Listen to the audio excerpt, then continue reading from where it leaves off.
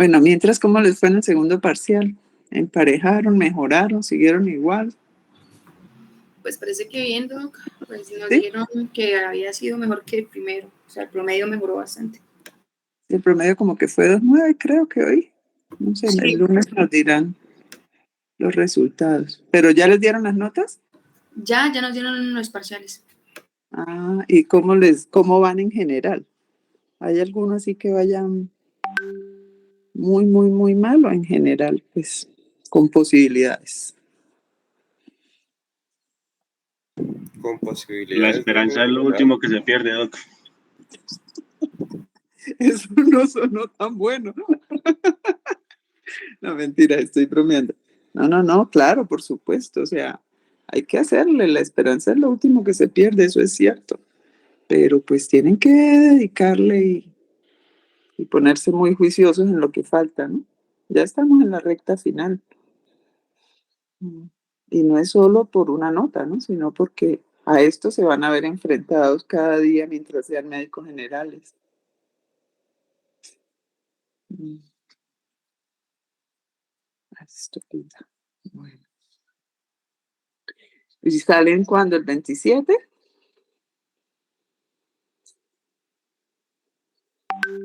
Oiga, pero solo ha entrado uno. Pues el 26 creo que es el último parcial. Entonces Mm. ya ahí ya terminaríamos. Solo quedarían las batas y ya. Ah, ok. ¿Y cuándo empiezan los internados? El 1 de junio. ¿Sí? Ah, no, es que ya está encima todo. Sí. Bueno, yo creo que no entró nadie más, solo entró uno. Imagínate, la mitad del grupo prácticamente. Es que somos con ni siquiera virtual. Se les dan todas las comodidades y vea. Bueno, chicos, empecemos pues el seminario.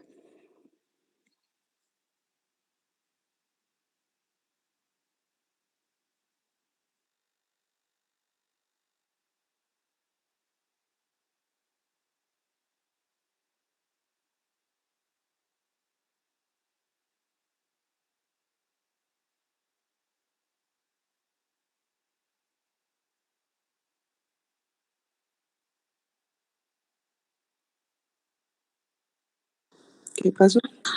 Un momento, doctora, ya vamos a proyectar. Gracias.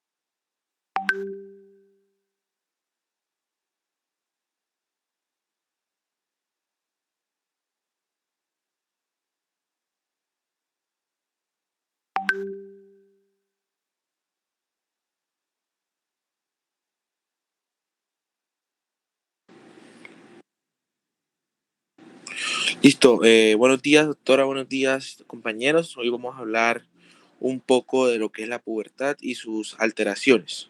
Entonces, siguiente por favor. Bueno, aquí tenemos la tabla de contenido de lo que vamos a hablar un poco de hoy, de la endocrinología de la pubertad normal, de la vida fetal y lactancia, de la pubertad, de la fisiología de la pubertad normal, la adrenarquia, el crecimiento, los problemas asociados a la pubertad y ya la pubertad precoz y pubertad tardía. Bueno, entonces cuando vamos a hablar un poco de la endocrinología de la pubertad normal, podemos hablar de que la pubertad se encuentra en la comprensión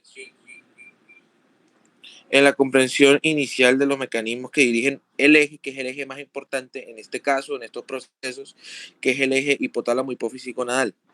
Podemos decir, hablando que el generador del impulso hipotalámico consta aproximadamente entre 1500 y 2000 células neurosecretoras.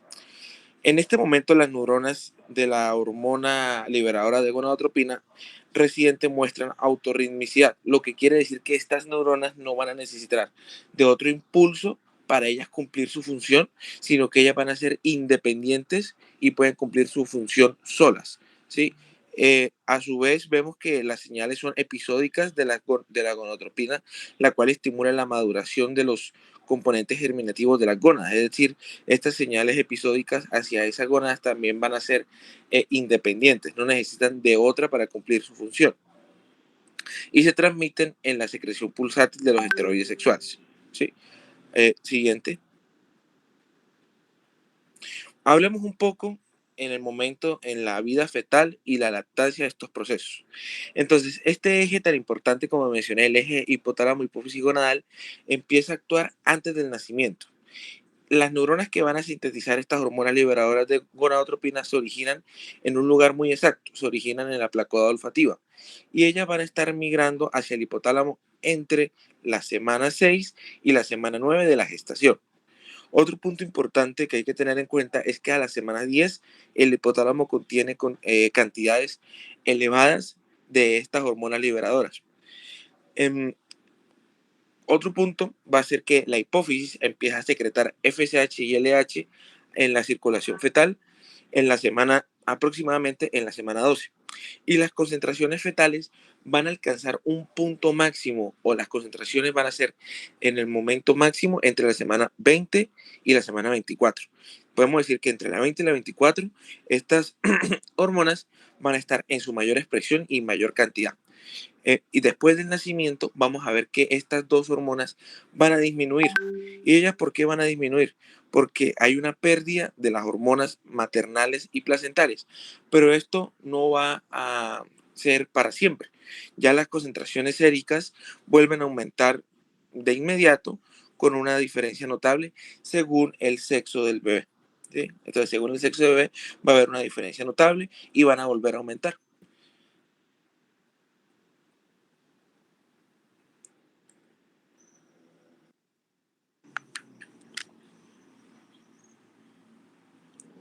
Bueno, ahora vamos a hablar de el desarrollo cronológico de la pubertad. Bueno, entonces tenemos que el inicio de la edad de la pubertad y la menarquia Un momentico, están influidas por diversos factores, un momentico. factores genéticos, Aló, la salud en general, el entorno social y las exposiciones ambientales.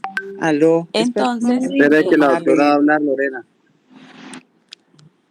aló.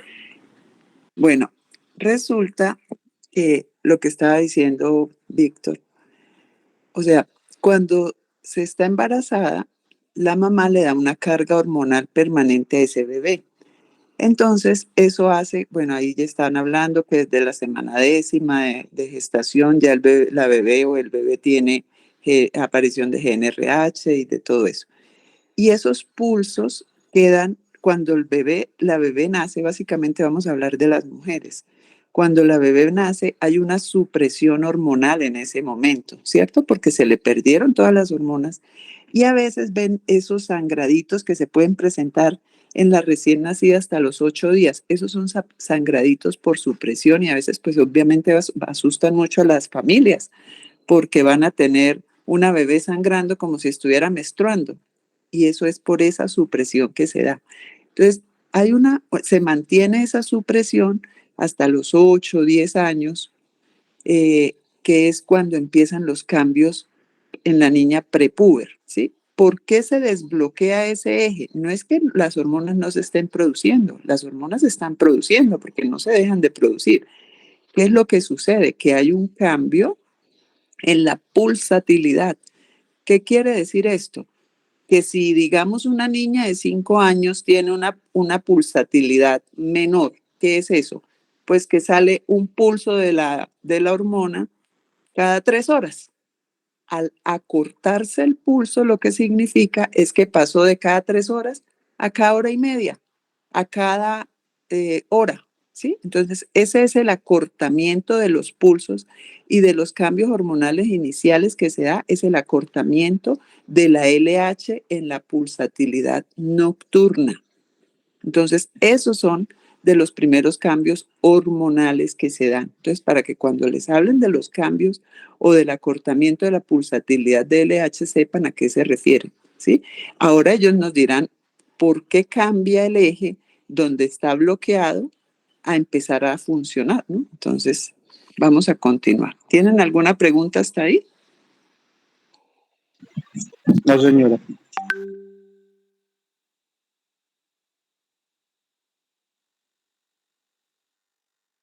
Bueno, entonces, como les iba diciendo, hay un componente genético. Entonces, bueno, en la literatura nos mencionaba que la variación genética que se acerca al locus 6q21 del gen LIN28B, que es un codificador de la proteína fijadora de ARN que regula pues el desarrollo, se ha asociado a la edad de la menarquia en diversas poblaciones humanas. También mencionaba que algunas variantes asociadas a la talla adulta se han asociado a la edad de la menarquia, lo que sugiere que la relación entre la menarquia y dicha edad tiene alguna base genética. Siguiente. Bueno, en cuanto a los... Siguiente. Bueno. En cuanto a los estadios del desarrollo puberal, los sistemas de estadificación utilizados con mayor frecuencia para describir este tipo de cambios fueron descritos en 1969 por Marshall y Tanner. Entonces, bueno, los estadios de Tanner, siguiente, Brian.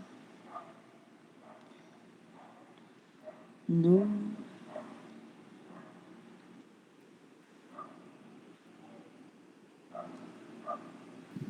Atrás, Antes, atrás. Brian. Atrás. Te pasaste. La siguiente, esa. Ahí. Bueno, entonces los estadios de Tanner describen las características sexuales secundarias, lo que incluye el desarrollo mamario en las niñas y el genital en los niños, y pues el crecimiento del vello púbico en ambos sexos. Entonces dividió el desarrollo mamario y el crecimiento del vello púbico en 5 estadios desde la pubertad, que es el prepubertad, perdón, que es el estadio 1, hasta la edad adulta, que es el estadio 5. El desarrollo mamario sigue una secuencia de acontecimientos. Entonces, el bozo o botón mamario es el estadio 2 de Tanner, el cual se caracteriza por el aumento de tamaño y el ensanchamiento de las areolas. A partir de ese momento se empieza a dar el aumento de tamaño y se elevan sobre las areolas, las mamas. Eso es el estadio 3. Sigue el crecimiento de las mamas y la areola y el pezón forman un montículo secundario, que eso sería el estadio 4. Y justo antes de que el contorno mamario alcance su forma adulta, pues ya se daría el estadio 5. En la mayoría de las adolescentes, la pubarquia sigue inmediatamente a la telarquia, que ya de eso nos hablará más adelante. Pero en una minoría importante, la secuencia es inversa y la pubarquia precede a la telarquia. La pubarquia es el estadio 2 de Tanner y este se caracteriza por la aparición de una pequeña cantidad de vello largo y relativamente liso en los labios mayores. El vello se torna rizado y más grueso y se extiende hacia afuera. Eso es el estadio 3. Y finalmente cubre todos los labios y eso sería ya el estadio 4. Antes de adquirir un patrón adulto que se extiende hasta la cara interna de los muslos, pues ya se cumpliría el estadio 5. Siguiente.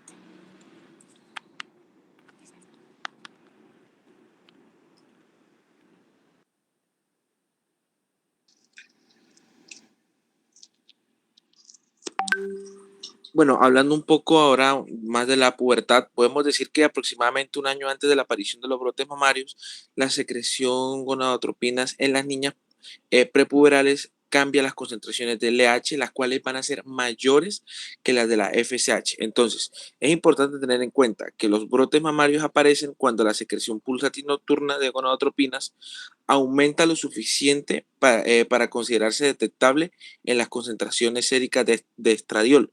Y esto puede generar que la LH aumente hasta 10 veces más que la FSH. El cambio refleja un aumento en la respuesta hipoficiaria de las hormonas liberadoras, que tiene un efecto cebador en la secreción hipoficiaria de LH. ¿Qué me va a generar eso? Tiene como consecuencia un aumento en la cantidad de receptores de la hormona liberadora de gonadotropina en las células gonadotropas, lo que genera su elevación. ¿Sí? Siguiente.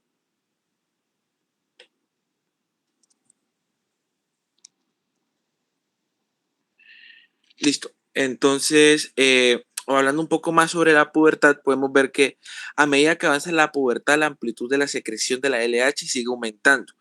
Ahora puede aumentar hasta un 20 a un 40% más de los valores detectados durante los años previos a la pubertad. Lo que eso que nos va a decir que hay que nos refleja una influencia de las concentraciones crecientes de estradiol, tanto hipotalámicas como hipoficiarias. Ahora, en la menarquia se produce el final de la pubertad después de un aumento diario en la producción estrogénica durante casi un año. Probablemente cuando las concentraciones de estradiol y inhibina son suficientes para generar una retroalimentación negativa, lo que nos va a ayudar a una secreción de gonadotropinas. ¿Y eso qué nos va a causar? Una producción cíclica de los estrógenos, ¿sí? Como resultado a esta retroalimentación negativa. Y en la pubertad podemos decir que durante la duración del ciclo y las características menstruales varían hasta que la relación de la retroalimentación positiva entre dos cosas importantes, la secreción de estradiol y las de gonadotropinas maduras, se establezca y se establezca la ovulación, que por lo general es de 2 a 4 años después de la menarquia. Siguiente, ¿Por qué se da ese cambio, Diego? Víctor? ¿Por qué se da el cambio en que están bloqueadas las hormonas y el gonadóstato está funcionando menos y de pronto empieza a funcionar más? ¿Qué es lo que lleva a eso? Nos hablaste de la inhibina, probablemente. ¿Qué otros factores pueden estar ahí como para que se dé la pubertad? ¿Cómo sabe el organismo en qué momento esta niña está lista para que empiecen a ver los cambios puberales? Doc, pues la literatura nos hablaba que esto o sea, que el momento más exacto es cuando se genere una retroalimentación positiva entre una secreción de estradiol y gonadotropinas, ¿sí? Y pues en el momento de que se dé la ovulación, ya ahí hay sería como el punto de inicio en estos casos. A ver, lo que sucede es que, digamos, el eje está bloqueado, empieza a funcionar de pronto y empiezan a cambiar los pulsos y todo eso. Eso se da, en primer lugar, pues estar relacionados muchos neurotransmisores. Se ha hablado de la inhibina, se han hablado de muchos otros neurotransmisores, pero en este momento el que se considera primordial, digamos, en esa parte, es la leptina, que es como el mensajero que va a llegar al sistema nervioso central a decirle, esta niña está lista para que empiecen los cambios puberales. No se ha descrito todavía con exactitud qué lleva a esos cambios, ¿sí? A desbloquear el eje, pero lo que parece es que es la leptina, ¿sí? Cuando la niña tiene, porque en niñas más gruesitas que tienen mayor grasa corporal y eso, se ha visto que tienen un desarrollo puberal más temprano. Entonces, pues con base en eso empezaron los estudios y parece que el responsable de esa desinhibición del eje para que llegue después la retroalimentación positiva de estradiol.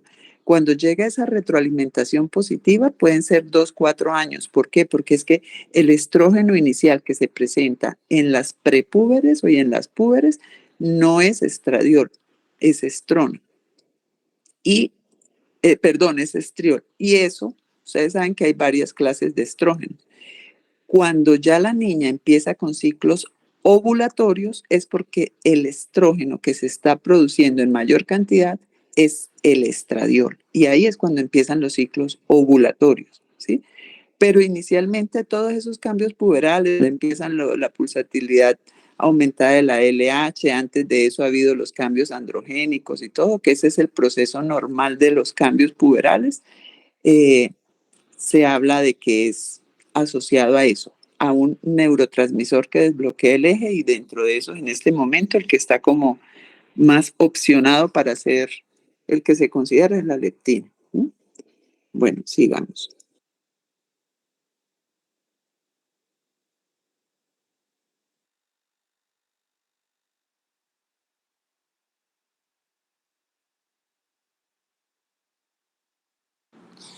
Bueno, ahora vamos a hablar de los mecanismos de control centrales. Pues se han identificado diversos factores que rigen el interruptor neuroendocrino del generador de pulsos de la hormona liberadora de gonadotropina, que se enciende al principio de la lactancia y se apaga durante la infancia y vuelve a encenderse en la pubertad. Entonces, los que hacen parte de este tipo de mecanismos, encontramos el ácido gamma aminobutírico, que es GABA, que es un neurotransmisor de acción inhibidora producido por neuronas específicas del hipotálamo. Este tiene un papel importante regulando la actividad de dicho generador de pulsos.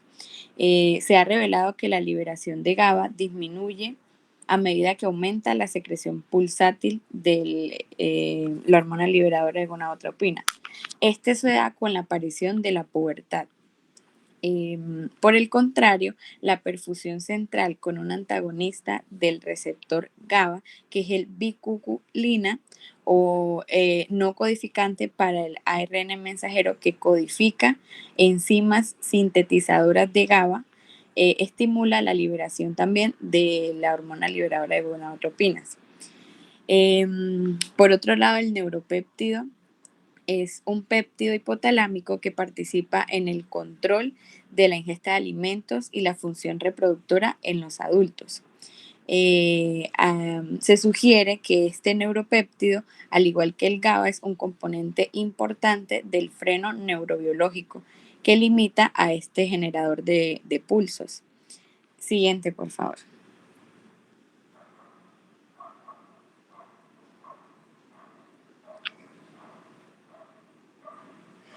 Bueno, el glutamato es un neurotransmisor excitador del hipotálamo que estimula la liberación del gen liberador de gonadotropina por medio de los receptores N-metil de aspartato, tanto in vivo como in vitro.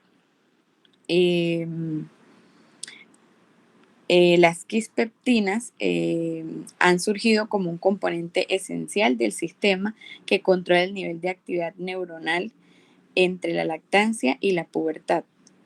Son neuropéptidos que emiten señales a través del receptor acoplado a la proteína G.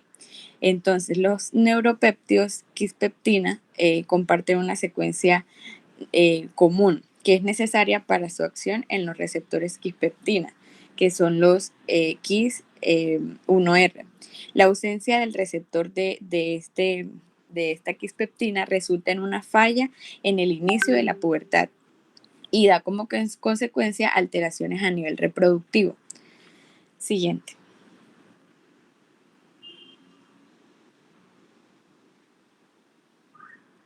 Siguiente. La anterior. Y por último tenemos las inhibinas, que son glicoproteínas diméricas que pues están influidas en la función reproductiva mediante la retroalimentación a nivel de la hipófisis, donde ahí regulan la secreción de la FSH. Y tienen dos subunidades, la inhibina A y la inhibina B. Entonces, la inhibina A es producida por el grupo de folículos reclutables y este domina la fase lútea.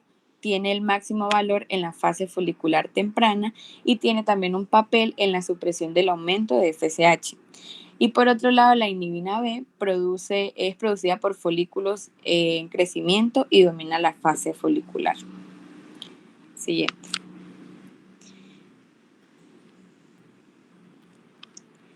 Bueno, en cuanto a la señalización periférica, la edad de aparición de la pubertad ha ido disminuyendo de forma constante a medida que pues, ha habido aumento en diversos factores como la obesidad, lo que sugiere que una complexión corporal o peso corporal pueden ser un factor que determina el momento cronológico y cómo progresa la pubertad. Y por el contrario, pues se desconocen los efectos supresores de los ayunos y de la malnutrición crónica en el control pues que se da a nivel neuroendocrino de la reproducción. Siguiente.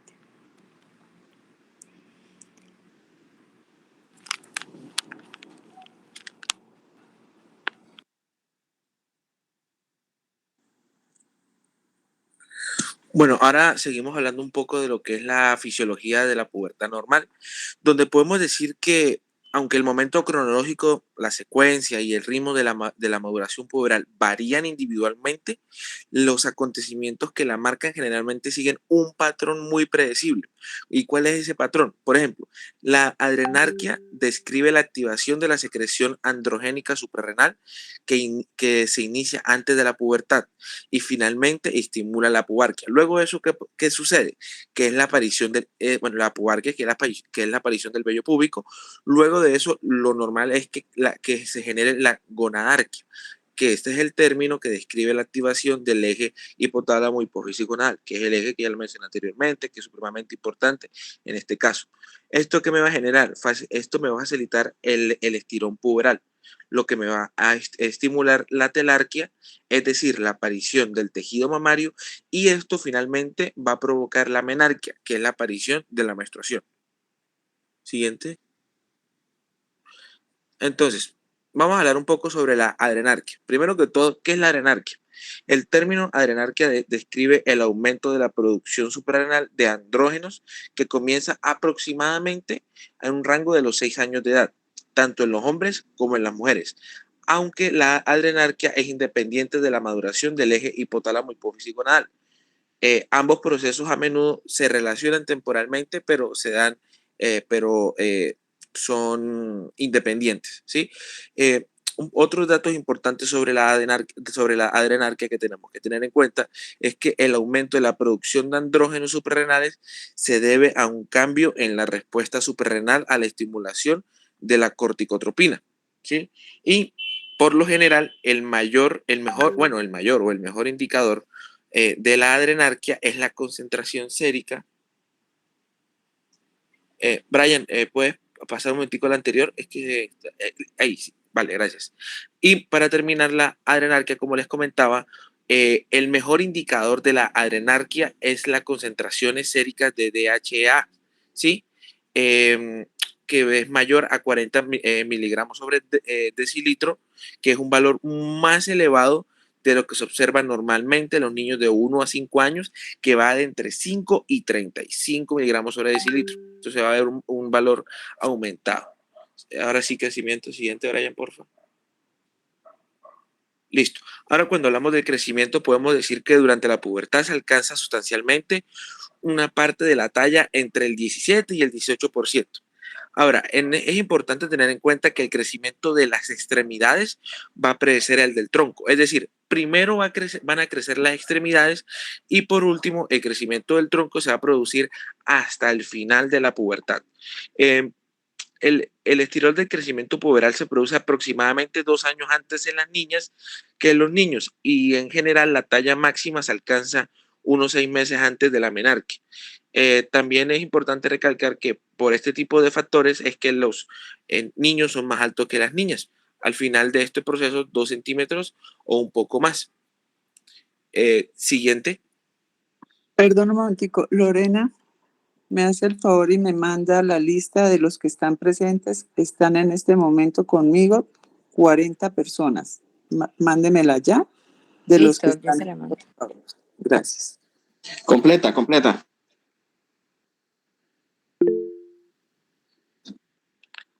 Listo, ¿continúo? Sí, por favor, gracias. No me vaya a mandar más de los que están. Bueno, y ahorita hablando un poco de otros factores de crecimiento o datos importantes, podemos ver que la levantó la- acumulación de masa ósea durante la pubertad es esencial Víctor, para el perdón, desarrollo de la masa ósea máxima. Es muy Víctor, importante esta masa ósea, ya que es un Víctor, determinante la doctora del te está riesgo de pidiendo que osteoporosis en el pares. futuro. Víctor, Aunque en estos casos esta masa ósea va a estar dada, más que todo Víctor, varía en cada Víctor, que se persona calle, hermano. por los factores genéticos que son el determinante más importante de la misma. En Víctor, en las niñas la velocidad máxima de... Víctor, que pares, por favor. Víctor, que Sebastián está levantando la mano. Lo último no se lo escuchamos porque estábamos todos parándolo, porfis. Víctor, ¿qué pregunta tiene? Perdón,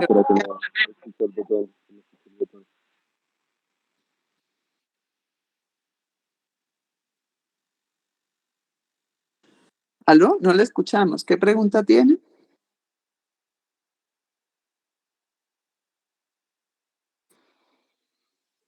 Parece que se fue.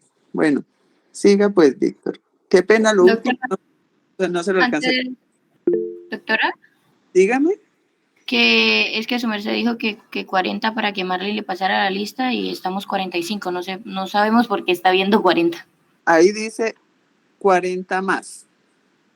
Sí, más, pero deben ser porque hay 5. Ah, sí, 40 más 5. O entraron después de que yo les dije. No, de una vez dijimos que habían 45. Pues más fácil, entonces páseme los 5 que no asistieron. Pero si están 40, no, faltan 6. Porque conmigo, si dicen que están 45, conmigo ahí dice más 43 en este momento. Estoy viendo en la pantalla. Entonces faltan 8 personas.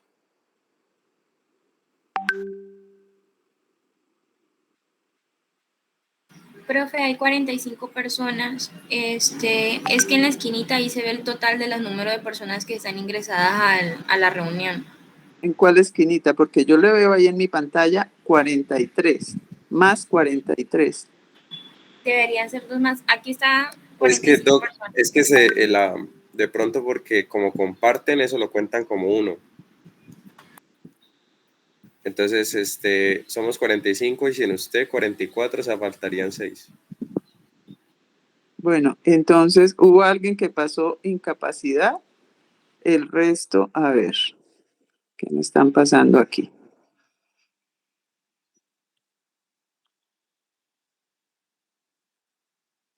¿Dónde dice 40? Bueno, les voy a mostrar en el mío, dice.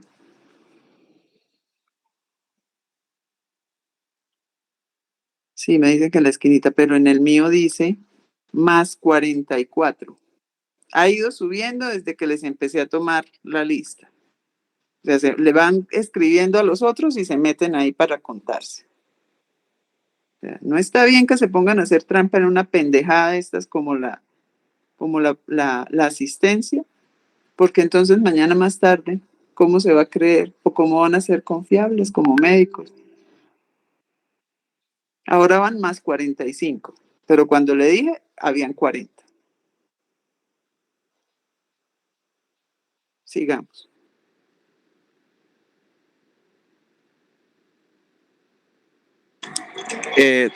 Doc, entonces, bueno, entonces, sí, hablando un poco otra vez, bueno, del crecimiento, retomemos esta diapositiva. Entonces, la acumulación, estaba hablando un poco sobre la masa ósea. Entonces, durante la pubertad es esencial esta masa ósea para el desarrollo de la masa ósea máxima. Ella va a ser un determinante importantísimo para el riesgo de osteoporosis en el futuro. Esta masa ósea ¿quién la va a determinar? ¿Por quién va a estar determinada? ¿Quiénes la van a tener más, menos? Eso va a estar determinado por una parte genética, por la parte genética de la persona, ¿sí? Y también es importante en estos casos tener en cuenta que en las niñas, en las mujeres, la velocidad máxima de acumulación mineral ósea se produce durante la menarquia, de unos 9 a 12 meses después del máximo de su talla, ¿sí?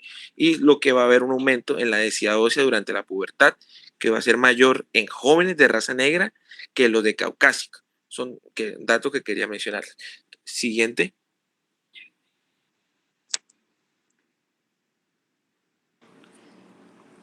Bueno, los cambios de peso que se dan durante esta maduración puberal reflejan cambios en la composición tanto de masa corporal magra como de grasa. El grosor de los pliegues cutáneos disminuye al principio de la pubertad y este aumenta después del pico de velocidad de talla máxima. Esto se da especialmente en las niñas. Las niñas tienen más grasa corporal que los niños, principalmente en la parte superior de los brazos, los muslos y la espalda. La diferencia entre los sexos aumenta durante la pubertad. El índice de masa corporal antes de los 16 años se relaciona principalmente con cambios en la masa libre de grasa y por lo tanto con un aumento de la grasa corporal. Siguiente. Antes de Bueno, entonces ahora eso, Lorena, vamos a hablar de los problemas comunes asociados a la pubertad. Algunas de las Lorena, manifestaciones físicas comunes Lorena. que se dan durante estos desarrollos pueden Lorena, percibirse como anormales, Lorena, ya sea por los pacientes los o Lore. por los expositores, padres. por favor, deben... Entre ellas se encuentra la anemia, el acné, problemas psicosociales, la miopía, las hemorragias uterinas disfuncionales. Lorena, aló, Fíjate. aló, aló. Ya Sí, acabó. señora, te escuchamos. Dos cositas. Primero, asociado a que la masa ósea logra su mayor nivel en la prepuber y cuando, o sea, y digamos que se completa cuando la niña logra la menarquia. Entonces, la prevención primaria para osteoporosis en estas niñas es darles suplencia de calcio, ojalá un año antes de que logren la menarquia, porque ahí van a tener una mejor calidad de masa ósea para que mañana más tarde, cuando sean abuelitas, pues tengan menor riesgo de osteoporosis, ¿sí? Con base en lo que estaba comentando el compañero. La otra cosa importante que tengan en cuenta es que la menopausia viene predeterminada la edad genéticamente. La menarquia no. La menarquia sí está influida por efectos ambientales, por el peso, por si está cerca o lejos del ecuador, ¿sí? En cuanto a clima. Entonces, todos esos factores tienen que ver en el inicio más temprano o más tardío de la menarquia. Lo normal en las niñas del inicio de los cambios puberales en este momento está entre los 8 y los 13 años y la media de la menarquia está más o menos en 12,8, ¿sí? Ha ido disminuyendo. A principio de 1900 la menarquia estaba entre los 16 y 17 años y en este momento está en los 12,8. Se habla de que mucho puede estar pues influyendo la parte ambiental, la alimentación y todo eso, ¿sí? De hecho, cuando una niña empieza a tener cambios puberales muy temprano, pues le recomiendan incluso pues que baje la dieta de pollo, porque pues los pollos dicen que los alimentan mucho y los engordan con hormonas y todo eso puede estar también interviniendo en que haya disminuido el pico de la edad media para lograr la menarquia, ¿sí? Para que recuerden, la menopausia viene genéticamente y solo digamos que por radiaciones o las pacientes que fumen puede presentarse antes esa menopausia. Pero la menarquia no, la menarquia tiene otros factores que por ahí mencionaron algo anterior, digamos.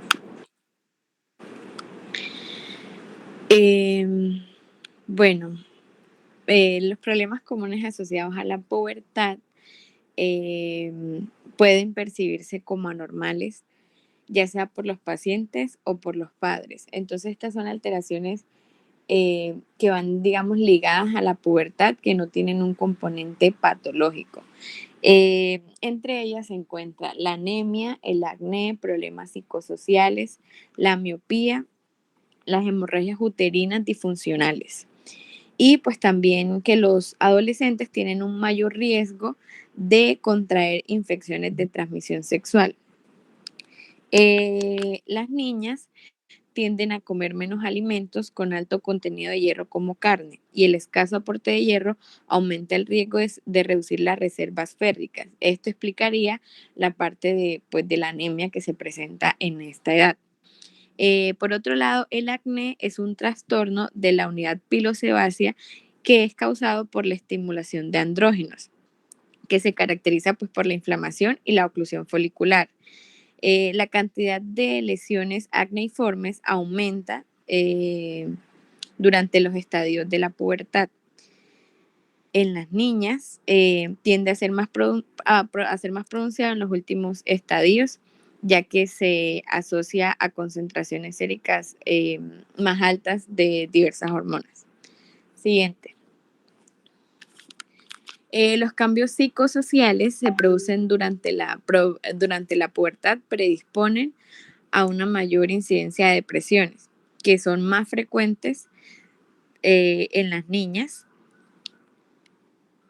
que son dos veces más frecuentes tanto en las niñas como en los varones. Esto debido a que muchas jóvenes no están conformes con su aspecto físico, lo que disminuye su autoestima, que es una característica común entre las niñas en esta edad.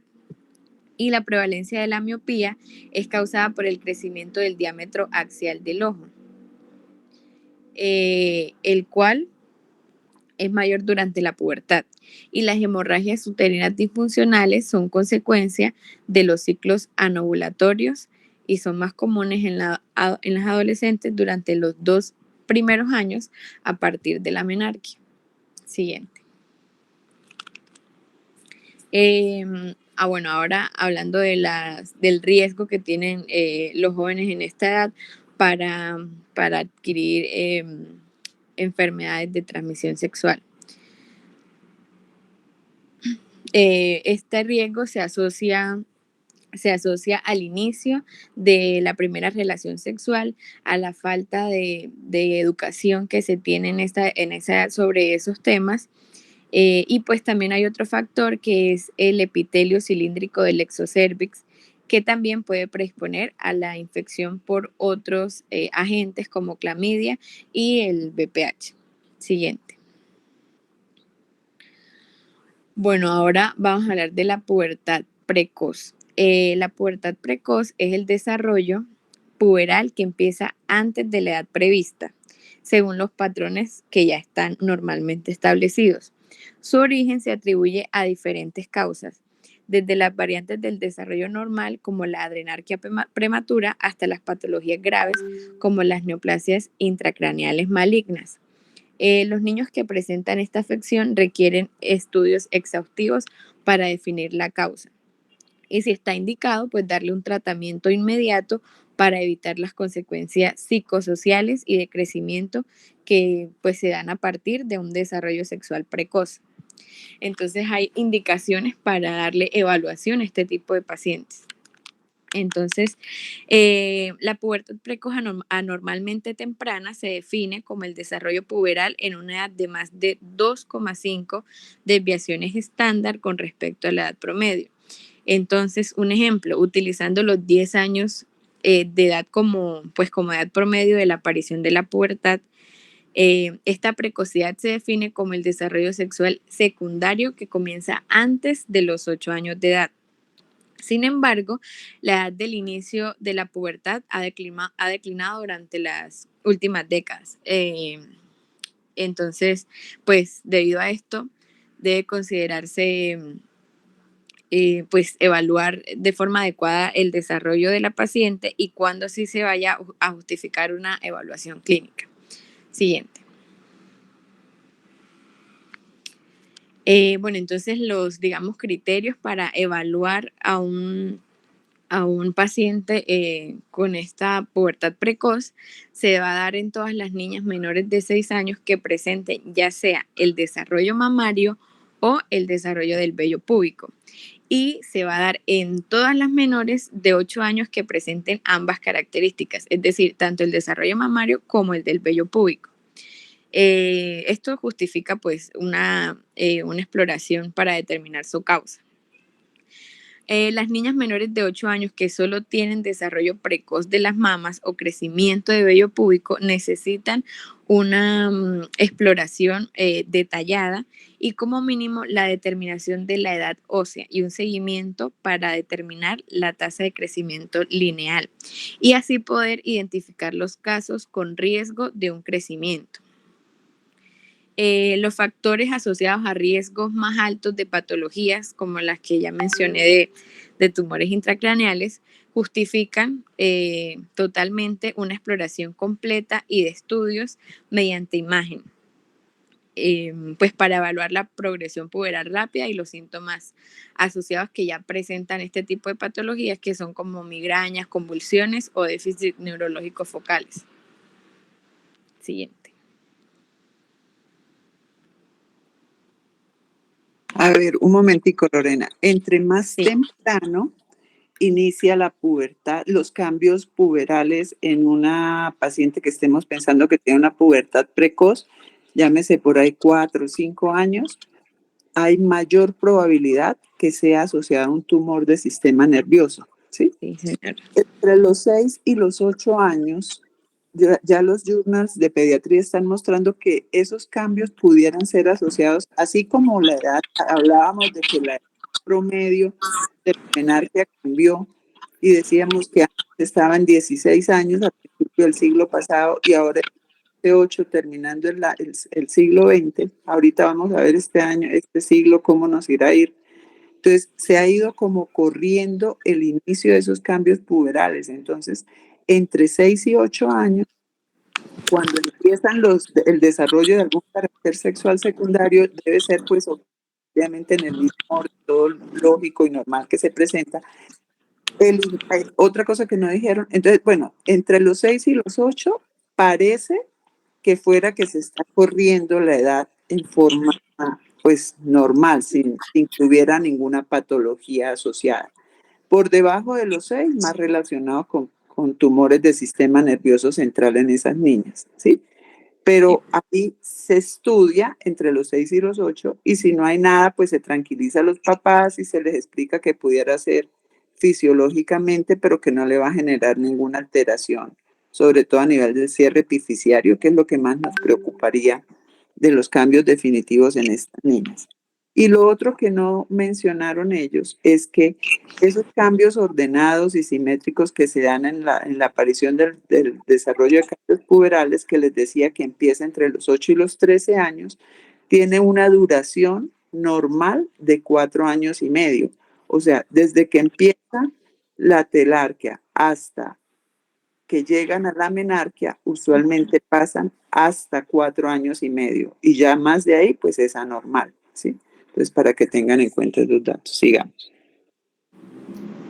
Bueno, entonces ahora vamos a hablar acerca de la clasificación de la pubertad precoz y vamos a empezar hablando de la pubertad precoz central. Sí, para la mayoría de los niños y de las niñas con este trastorno no existe una patología de base y no va a existir un motivo identificable para la pubertad temprana. ¿Sí? Entonces vamos a hablar ahora acerca de las causas de la pubertad precoz. Como la doctora lo decía hace un momento, un tumor en el cerebro o en la médula espinal, en el sistema nervioso central, un defecto en el cerebro congénito, ya sea una acumulación de líquido, una hidrocefalia o un amartoma.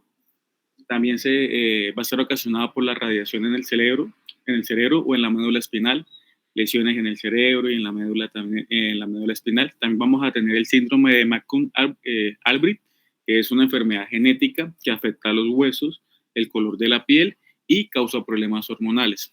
Y la última causa de esta pubertad precoz, de la pubertad central, va a ser el hipotiroidismo. Ahora seguimos con la pubertad precoz periférica. ¿Sí? Entonces es la menos frecuente, ocurre sin involucrar la hormona gonadotropina, que principalmente es la que desencadena el comienzo de la pubertad. Pero bueno, ¿cuál es la causa de la pubertad precoz periférica? Entonces es la liberación de estrógenos o de la testosterona debido a los problemas en los ovarios, en los testículos, en las glándulas suprarrenales o en la hipófisis. ¿Y cuáles van a ser las causas? Entonces, un tumor que esté secretando estrógenos o testosteronas en las glándulas suprarrenales o en la hipófisis. También tenemos aquí el síndrome de McCune-Albright. Una de las causas es que tenga exposición a fuentes de estrógenos y de testosteronas y en las niñas se suele asociar a quistes ováricos y a tumores de ovarios. Muy bien, ahora vamos a hablar acerca de la pubertad precoz dependientes de las gonadotropinas. Esta se debe a la maduración temprana del eje hipotálamo hipoficio gonadal y es mucho más frecuente entre las niñas que en los niños, ¿sí? Entonces, hasta el 90% de los niños que presentan una pubertad precoz dependiente de las gonadotropinas no van a presentar una causa identificable. Eso quiere decir pues que va a ser idiopática. Entonces, se caracteriza por el desarrollo de las mamas y el vello púbico en las niñas, y el desarrollo de los testículos y el vello púbico en los varones. Ese trastorno puede estar asociado a diversas lesiones del sistema nervioso central. Entre ellas, pues tenemos tumores, radiaciones, hidrocefalia, quistes, traumatismos, enfermedades inflamatorias y alteraciones del desarrollo de las estructuras de la línea media, como una displasia septo-óptica. Entonces, ya hablamos de las dependientes, ahora vamos a hablar de la pubertad precoz independiente de las gonadotropinas. Entonces, esta puede deberse a una secreción excesiva de esteroides sexuales de origen gonadal o de origen suprarrenal, o a la exposición a estrógenos exógenos. Entonces, los quistes ováricos funcionales autónomos son la causa más común de la pubertad precoz independiente de las gonadotropinas en las niñas. También tenemos que las patologías suprarrenales, como los tumores secretores de andrógenos y una hiperplasia suprarrenal congénita, van a constituir otra causa de desarrollo puberal precoz independiente de las gonadotropinas. Ahora vamos a hablar acerca de la pubertad precoz incompleta. Entonces, en esta incluimos la adrenarquia, la telarquia prematura y suele ser una variante de la pubertad normal. En estos casos, pues se presenta un dilema clínico. ¿Por qué? Porque va a haber una imposibilidad de saber si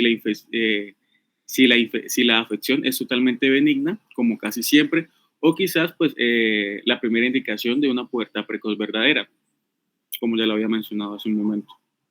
Entonces vamos a empezar hablando acerca de la adrenarquia prematura.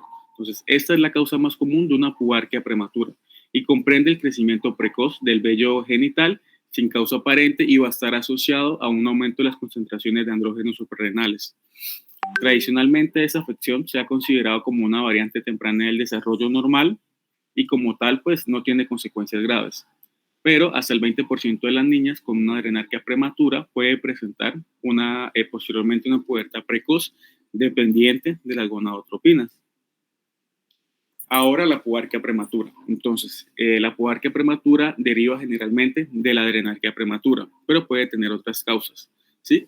Entonces, la pubarquia a veces es la única manifestación clínica de una forma leve de la hiperplasia suprarrenal congénita.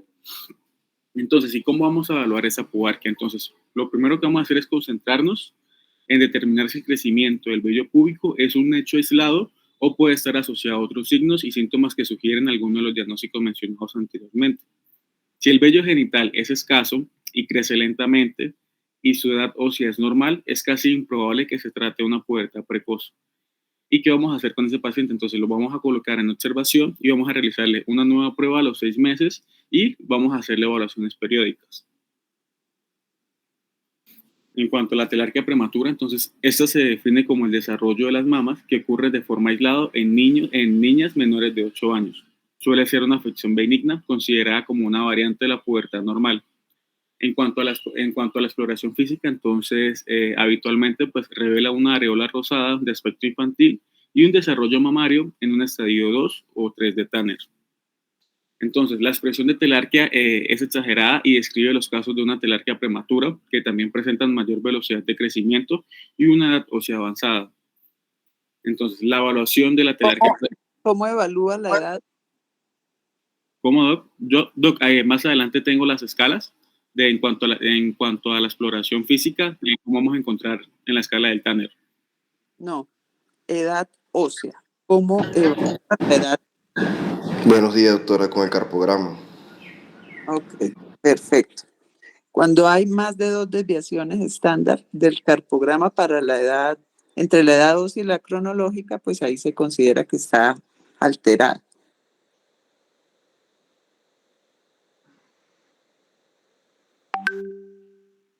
Sí, señora. Sigamos. Es que a veces una cosa tan relativamente nos puede parecer pequeña, pero han hablado de evaluar edad ósea, pero no hemos nombrado, creo que hasta ahora, con qué examen se evalúa. El Tanner evalúa clínicamente el desarrollo de caracteres sexuales secundarios, pero la edad ósea solo la valoramos por carpograma. Continúa. Bueno, entonces, evaluación del desarrollo puberal precoz. Entonces, comienza con una detallada anamnesis y una exploración física con la medición de la edad ósea para detectar cualquier incremento correlativo en el crecimiento lineal, ¿sí? Entonces, y esta va a ser dirigida a determinar la causa y orientar el tratamiento.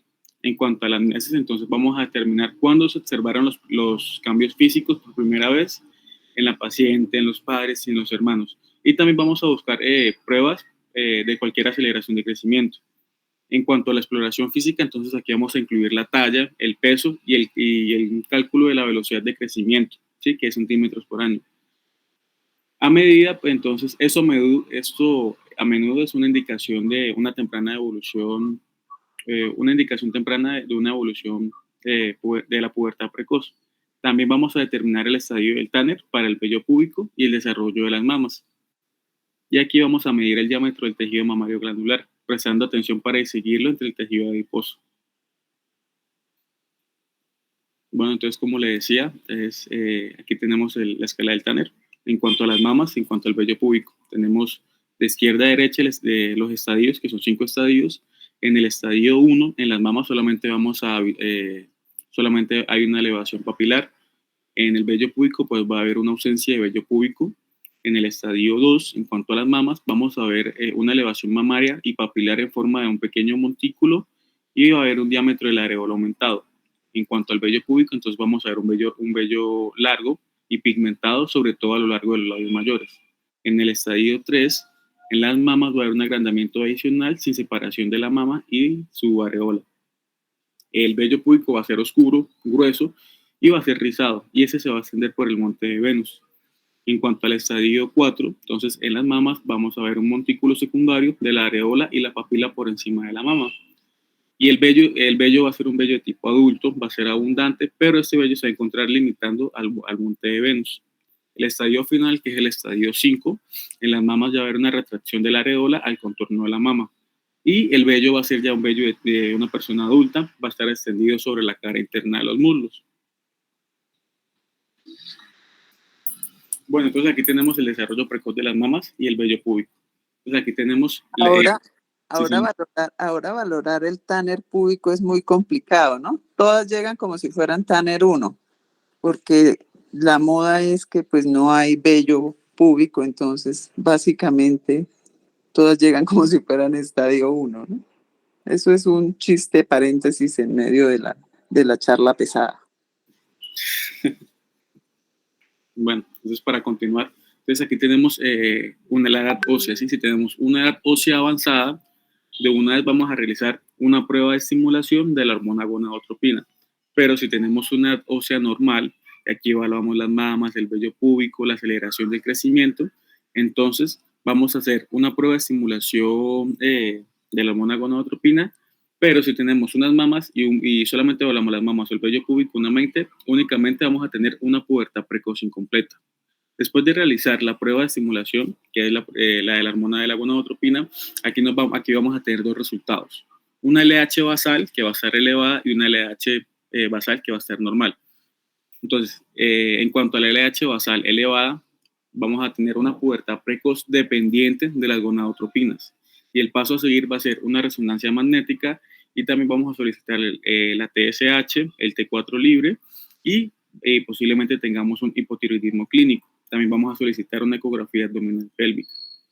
Del otro lado, si tenemos una LH que va a estar normalmente estimulada, eso nos va a indicar que tenemos una pubertad precoz independiente de las gonadotropinas.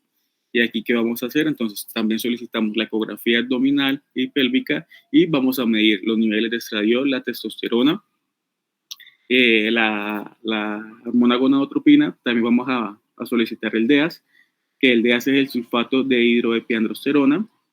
Vamos a medir el cortisol por la noche y la 17 OHP, que es la 17 hidroxiprogesterona. Muy bien, en cuanto al tratamiento, entonces los objetivos principales de ese tratamiento son detener o lentificar el desarrollo hasta una edad normal de la pubertad. ¿Con qué fin? Pues con el fin de maximizar la talla adulta y reducir el riesgo de problemas psicosociales que van a estar asociados a una maduración temprana. Entonces, aquí tenemos el tratamiento dependiente de las gonadotropinas, que generalmente está indicado cuando la maduración sexual avanza al estadio siguiente en un periodo de 3 a 6 meses, o cuando la velocidad de crecimiento se acelera a más de 6 centímetros, por año. Cuando la edad ósea está avanzada un año o más, o cuando la talla adulta anticipada es inferior al valor o está disminuyendo en esas determinaciones seriadas.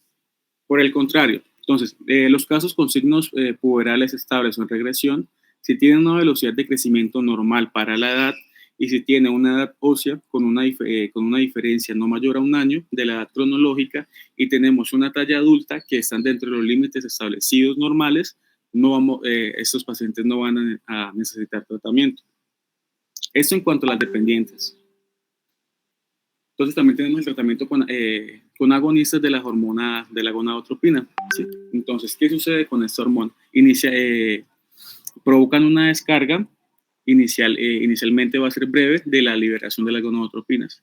Seguido va a ocasionar una desensibilización, un agotamiento de los depósitos disponibles de las gonadotropinas liberales y a su vez va a ocasionar un descenso. Sí, que eso repercute en una reducción en los receptores de la hormona gonadotropina hipoficiarios. Entonces aquí tenemos los diferentes medicamentos que va a ser la bucerilina, que vamos a enviar 6.3 miligramos cada 2 meses, la gocerilina 3.6 miligramos cada mes o 10.8 miligramos cada 3 meses. La histrelina, que es un implante de 50 miligramos cada año, la leuprolida, que se puede enviar de 3.75 a 7.5 miligramos al mes, la triptorelina de 3 a 3.75 miligramos al mes. Entonces, cuando nosotros mandamos un tratamiento con un agonista de la hormona gonadotropina, vamos a monitorear a este paciente cada 3 a 6 meses. Y también vamos a hacer exploraciones físicas seriadas. ¿Con qué fin? Pues con el fin de detectar cualquier desarrollo puberal progresivo. Y también vamos a seguir evaluando la ósea. En cuanto al tratamiento de las independientes, entonces ese tratamiento va a ir dirigido a la patología subyacente. Como ya lo había mencionado antes, si tenemos una paciente que tiene un síndrome de McCune, entonces en estas niñas el tratamiento va a ir dirigido al bloqueo de la aromatización y la producción de estrógenos.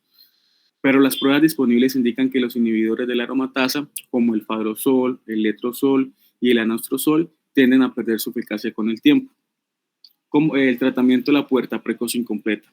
Entonces, aunque en las niñas con una telarquía prematura aislada o una adrenarquia prematura no van a necesitar tratamiento, sí debemos realizar exploraciones regulares para detectar otras pruebas emergentes de desarrollo sexual precoz que pueda indicar nos pueda indicar la necesidad de enviar más evaluaciones o hacer otras posibilidades de tratamiento.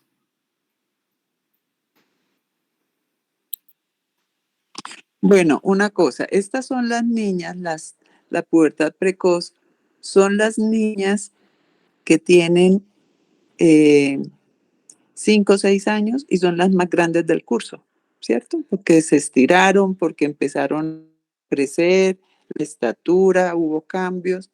Entonces parece que tuvieran 10, 11 años, pero tienen 5. Entonces, ¿cuál es la finalidad más importante del tratamiento en estas niñas? Pues obviamente mirando la causa, tratando la causa subyacente y todo, pero ¿cuál es la finalidad más importante, Doc, del tratamiento? ¿Qué buscamos con el tratamiento? Doctora, como lo decía antes, pues enlentecer la pubertad, ¿sí? Pero ¿qué es lo que más le preocupa a uno en una niña de 5 años que se pegó el estirón? ¿Por qué se hace este tipo de tratamientos? Pues, evitar el cierre epifisiario, porque si no, esta es la niña que se va a quedar, que fue la más grande de su curso en segundo, tercero primaria y que después se quedó la más chiquita porque se cerraron las epífisis óseas y quedó con 1,30 m, 1,40 m de estatura. Entonces, la función del tratamiento básicamente es esa, frenar la pubertad para evitar el cierre epifisiario temprano y que la niña pierda su talla que debía haber ganado, ¿sí? Entonces, para eso son los análogos básicamente, ¿sí? Esa es la función del tratamiento. Ahora, ¿hasta cuándo damos el tratamiento? Muy bien, está hablando de la gocelerina, del leuprolide, de todos los análogos de la GnRH. ¿Hasta cuándo los usamos?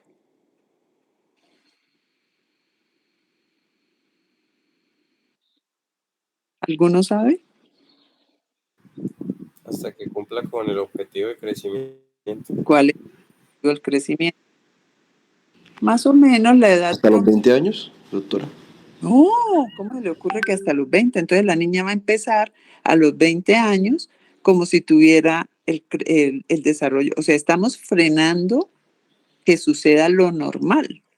Entonces, no, lo vamos a detener más o menos a los 11, 12 años, que es cuando debería estar empezando el resto de los cambios. O sea, lo que hacemos es aplazar el momento para que la niña pueda lograr una mejor talla. Entonces, es más o menos como hasta los 10, 11, 12 años, como más o menos el promedio en que una niña que no tuvo pubertad precoz vaya a empezar sus cambios puberales normales. Entonces, hasta ahí se usa el tratamiento. A veces tiene que ir acompañado también de hormona de crecimiento, para que puedan, de acuerdo a cómo vaya evolucionando la talla, en los controles del tratamiento de los análogos.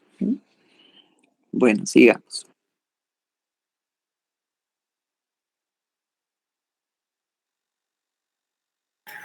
Bueno, para continuar con la pubertad tardía, es necesario pues tener claras algunas definiciones. En cuanto a la pubertad tardía como tal, pues es la falta de desarrollo sexual en los adolescentes más allá de la edad típica para el inicio de la pubertad. En el caso de la pubertad retrasada, pues se refiere pues a la ausencia de estos signos de pubertad a la edad de 14 años en niñas y 15 años en niños, y se puede deber a la falta de producción o liberación de hormonas gonadotrópicas que estimulen ovarios y los testículos para producir las hormonas sexuales. Las causas más comunes de pubertad retrasada son el hipogonadismo hipogonadotrópico, que lo voy a explicar más adelante, y que es una deficiencia pues en la producción de las hormonas gonadotrópicas, y el síndrome de Turner, que pues es una anormalidad cromosómica como tal. También tenemos la pubertad interrumpida, que se refiere a la detención del proceso de la pubertad después de que se ha iniciado. La pubertad interrumpida puede ser causada pues, por una deficiencia en la producción de las hormonas sexuales también, una lesión en la hipófisis o el hipotálamo, radiación o quimioterapia o enfermedades crónicas que tenga la persona como tal. La causa más habitual de la pubertad tardía es el hipogonadismo, que más que todo pues el hipogonadismo es una disminución en la función de los testículos o los ovarios, pues que va a resultar en unos niveles bajos de hormonas sexuales, y pues vamos a tener dos tipos principales de hipogonadismo que están ahí colocados. El primero, que puede ser un hipogonadismo hipogonadótropo, que puede ser por un eje hipotalámico hipofiso inactivo o por una insuficiencia gonadal primaria. Esa definición quedó ahí como muy en el aire, porque solo nombró que si no había iniciado desarrollo de caracteres sexuales secundarios a los 14 años. Si no ha iniciado desarrollo de caracteres sexuales secundarios a los 13, 14, que es cuando hablábamos de que lo normal del inicio es entre 8 y 13 años. Si a los 13, 14 no ha iniciado el desarrollo de caracteres sexuales secundarios, podemos pensar en una pubertad retrasada. Si pasaron más de 5 años entre el inicio y el desarrollo de los caracteres y que no llegó la menstruación, o sea, no hubo menarquia y dijimos que lo normal eran 4 años y medio, cuando han pasado 5 años y nada, también se considera una pubertad retrasada. Y en la literatura, cuando no ha habido menarquia, independiente de eso, algunos hablan de los 16, otros hablan de los 18, también se considera una pubertad retrasada. Entonces, eso lo tienen que tener muy clarito.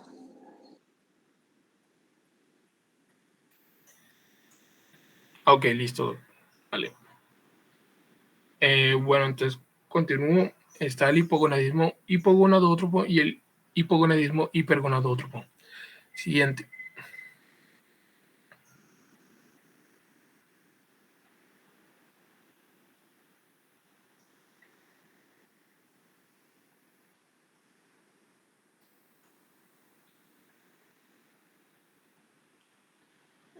Se me cayó la internet.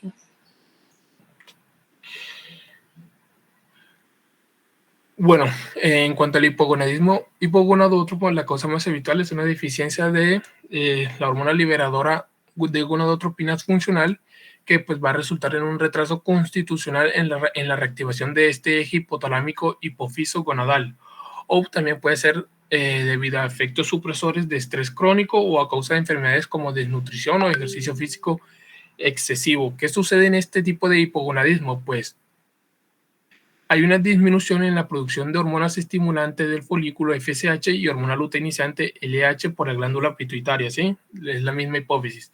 Estas hormonas pues son responsables de estimular la producción de hormonas sexuales en los testículos o los ovarios, y cuando esta producción de tanto de FSH y LH es baja, pues va a haber una disminución también a su vez en la producción de hormonas sexuales, lo que conduce como tal al hipogonadismo, ¿sí?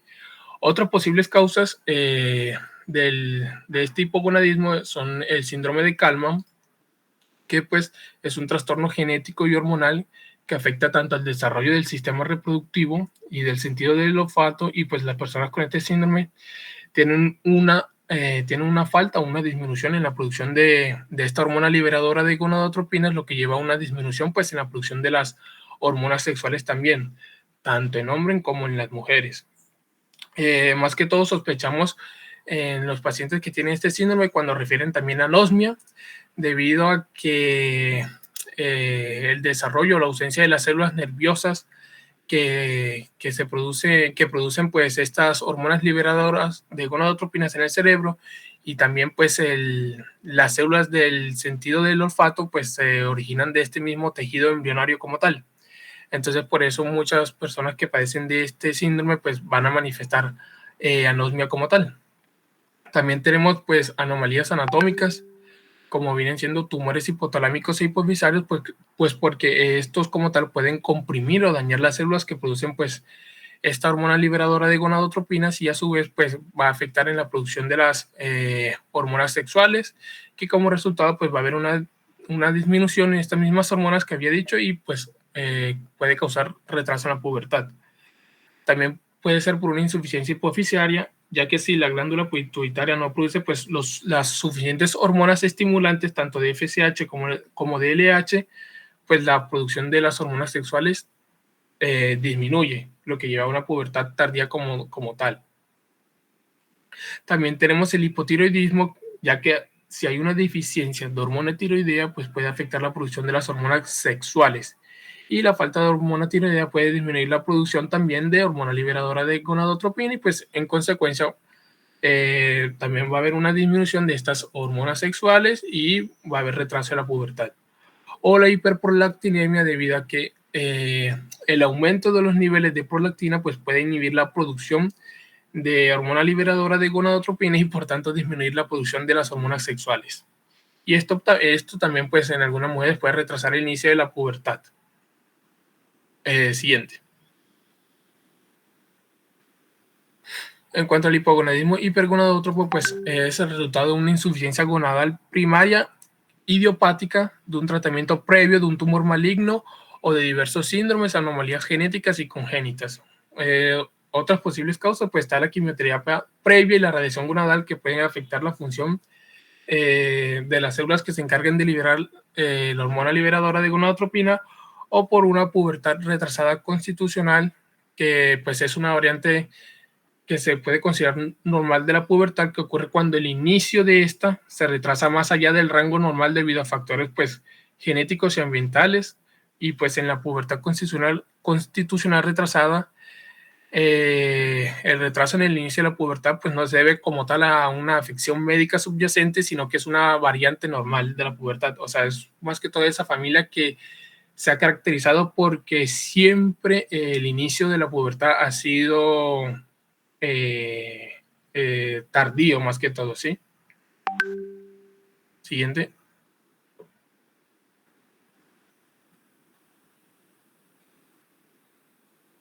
Bueno, en cuanto a la evaluación del desarrollo puberal tardío, pues tenemos que tener en cuenta que esto se realiza con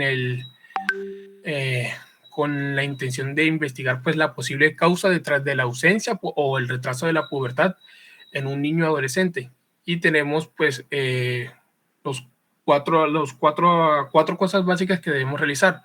Una anamnesis que pues la realizamos para saber si el desarrollo puberal como tal no ha empezado aún o se ha detenido después de comenzar. Además, para indagar acerca de otros factores, como vienen siendo pues antecedentes alimentarios, los hábitos de actividad física, antecedentes de enfermedades graves previas o incluso pues sospechar de un trastorno metabólico como puede ser una enteropatía inflamatoria o también el hipotiroidismo. E incluso saber acerca de los antecedentes farmacológicos, ya que pues existen algunos medicamentos que pueden demorar la aparición o lentificar pues la progresión de la pubertad. Incluso dentro de la anamnesis tenemos que van a haber algunos síntomas neurológicos como cefalea, síntomas visuales, anosmia, disinesia, convulsiones y retraso mental, lo que pues, pueden sugerirnos un trastorno del sistema nervioso central, o la misma anosmia, como había dicho, que puede sugerir una mutación genética en los genes CAL1, FGF8, FGFR1, que pues son mutaciones genéticas asociadas al síndrome de Kallmann, como había mencionado. En cuanto a la exploración física, pues se debe incluir la talla, el peso, la amplitud de la extensión de los brazos y el estadio del Tanner, pues para saber el desarrollo de las mamas y el vello púbico. Y pues esto se debe comparar con las medidas estándar por la edad cronológica y edad ósea que tenga pues el paciente. Y luego se debe controlar atentamente durante al menos 6 meses. Cuando existen botones mamarios con un estadio 2 de Tanner, pues generalmente puede esperarse una pubertad espontánea normal, de modo que se le puede decir al paciente y a la familia que pueden quedarse tranquilos al respecto. Y cuando ya se trata de una complexión corporal eunucoide, ¿qué quiere decir eunucoide? Es que la extensión de los brazos supera la talla mayor o igual a 5 centímetros, pues esto hay que tenerse en cuenta porque puede sugerir el retraso del cierre epifisiario a causa de un hipogonadismo. También puede haber malformaciones congénitas, como alteraciones del desarrollo en las estructuras de la línea media y anomalías esqueléticas como el labio leporino, escoliosis, y pues estas como tal van a sugerir una deficiencia congénita de hormona liberadora de gonadotropina, pues debido a mutaciones genéticas que afectan a elementos de la vía de señalización del factor de crecimiento fibroblástico. También vamos a tener la medición de la edad ósea, que pues, como había dicho, se debe comparar con la edad cronológica y para evaluar pues el potencial de crecimiento a futuro. La edad ósea típica de los pacientes con retraso constitucional de la pubertad es de 12 a 13,5 años y pues por lo general no progresa sin la exposición a esteroides gonadales que se necesita para el cierre epifisiario como tal. Y tenemos las pruebas analíticas que más que todo con estas pruebas analíticas vamos a pedirlas para poder diferenciar si se trata de un hipogonadismo primario, que es el hipergonadótropo, o si se trata de un hipogonadismo secundario, que es el hipogonadótropo. Y pues esto lo vamos a hacer pidiendo exámenes séricos de FSH, LH y estradiol. Pasa. Bueno, esto más que todo en el caso pues de la...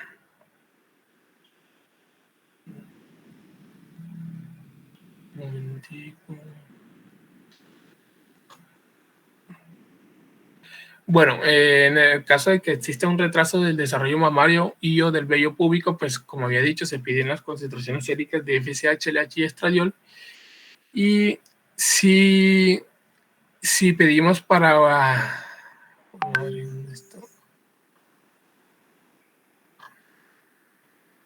Un momentico, qué pena. Bueno, mientras, cosas importantes para que recuerden. Dentro de los tumores del sistema nervioso central que pueden llevar a alteraciones puberales, la pubertad precoz, recuerden el amartoma, y la pubertad retrasada, el craneofaringioma. Ya, Doc. Un momentico, qué pena.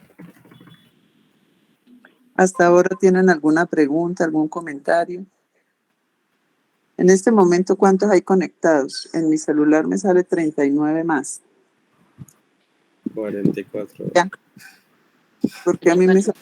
A mí me salen 44, doctora. ¿Y porque a mí me salen 39 más? O sea, más uno que soy yo, ¿no?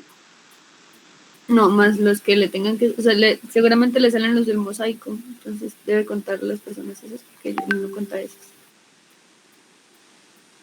Bueno, continúo. Entonces te piden estas concentraciones séricas de FSH, LH y estradiol, y en el caso del hipogonadismo, pues, para saber si se trata de un hipogonadismo hipogonadótropo, pues se puede también pedir las concentraciones séricas de prolactina, que es la indicada para identificar a los casos de hiperprolactinemia, y pues como tal, estos casos pueden causar retraso o la interrupción del desarrollo puberal según el momento en que se presente. Y es que la hiperprolactinemia como tal puede deberse a la secreción pues excesiva de un adenoma lactótropo hipofisario o a otro tipo de tumor hipofisario como tal, y por esa razón vamos a pedir una resonancia magnética, estaría justificado pedirlo. También podemos pedir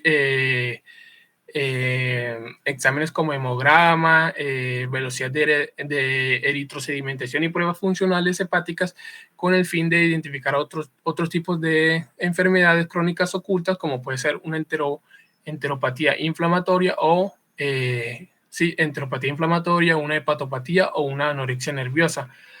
O incluso podemos pedir TSH, las concentraciones séricas de TSH y T4 para identificar pues, los casos de hipotiroidismo primario o secundario, especialmente si la velocidad de crecimiento es menor y si se observa pues, un marcado retraso en la edad ósea como tal.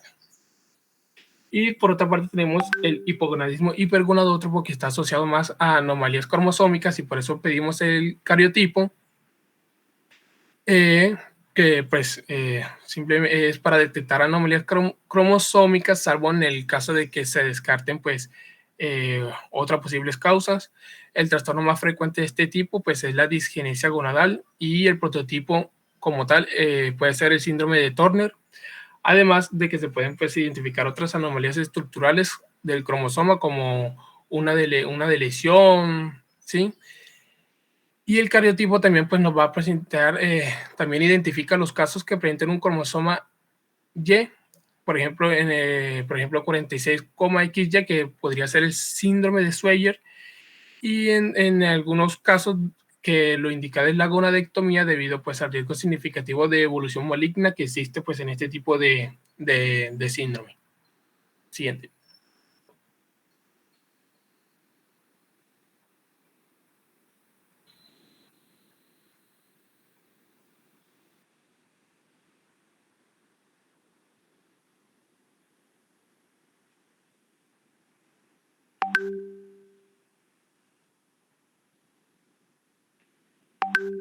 Bueno, en cuanto a algunos puntos importantes del tratamiento, pues el inicial es identificar la causa como tal, lo que esté llevando a ese retraso de la pubertad.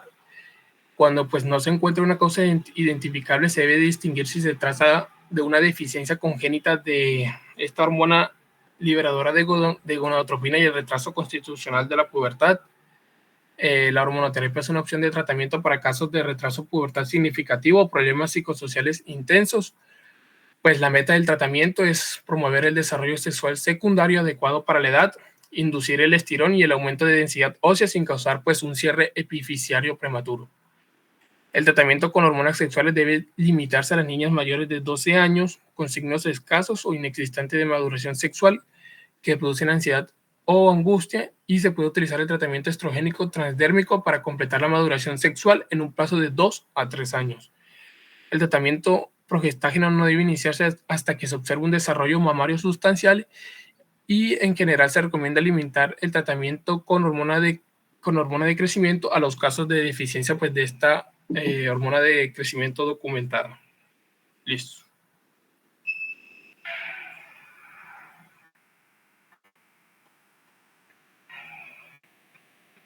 Bueno, yo sé que es un tema un poquito álgico, pesado, pero bueno, ya se dio. ¿Tienen alguna pregunta? ¿Tienen algún comentario?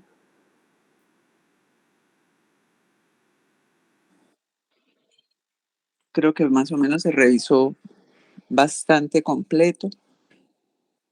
Dentro de los neurotransmisores, pues lo que faltó, ¿no? Que hablaba del GABA, que hablaba de las inhibinas y eso, el péptido Y. Pues también está la leptina, que faltó mencionarlo, que sí está francamente relacionado, parece que va a ser como el que comande esa función de la desinhibición del eje, pero pues lo que les digo, eso todavía no hay nada definitivo. ¿Tienen alguna pregunta, algún comentario? Doc, desde atención primaria, uno, ¿cómo sería el abordaje? O sea, por ejemplo, para tanto pubertad precoz como tardía, porque supongo que eso se remite directamente al endocrinólogo pediatra, pero como Sí, tal uno, sí. como manejo, ¿qué hace uno? Lo importante, no, ustedes de manejo no van a hacer nada. Lo importante es como que la sospechen por la edad de la niña, por los cambios reales, y de ahí en adelante, la otra cosa sería como hacer el abordaje de los exámenes iniciales y ya, y la tienen que remitir. Eso es básicamente lo que harían, ¿no? Pedir el carpograma, pedir las pruebas hormonales, y pedir de pronto pues la ecografía, y de ahí con base en eso pues remitir a la paciente. Lo importante aquí también es remitirla a tiempo, porque si la remiten muy tarde de pronto ya no va a haber forma de intervenir y que pueda haber una mejor respuesta clínica para esa niña, ¿no? No se habló o de pronto no se mencionó muy bien en cuanto a la pubertad retrasada, el síndrome de Turner. Dentro de los problemas de cariotipo que encontramos ahí con más frecuencia son en el hipergonadotropo, el síndrome de Turner, ¿no? Entonces, a estas niñas el tratamiento también es darle estrógenos sostenidos un tiempo hasta tratar de lograr el desarrollo de caracteres sexuales secundarios lo más que se pueda, y después empieza a dar continuo estrógenos y progesterona. Ahora no se da como inicialmente se planteaba terapia de reemplazo hormonal, pero una niña de 15, 17 años tomando terapia de reemplazo. Entonces, en los últimos congresos ya pues lo que se ha tratado de modificar allí es que se está dando terapia es con anticonceptivos, que es mucho más fisiológico para estas niñas y más llevadero, ¿no? Y en todos estos trastornos, una cosa importante también es la ayuda psicológica, porque pues obviamente hay cambios a nivel de la familia y para que la niña maneje tanto una como la otra de las situaciones, ¿no? Creo que es un poquito más traumático de pronto la pubertad precoz, ¿no? Porque pues la niña mucho más pequeña y todo eso, enfrentarse a esos cambios. Eso le puede modificar su autoestima.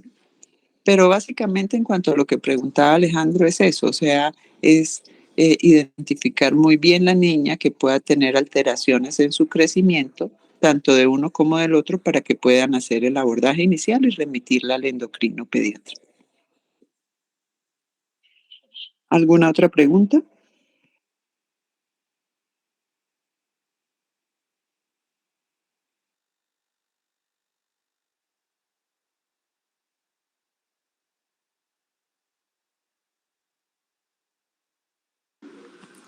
Bueno, si no tienen preguntas ni comentarios, entonces cerramos la sesión por hoy.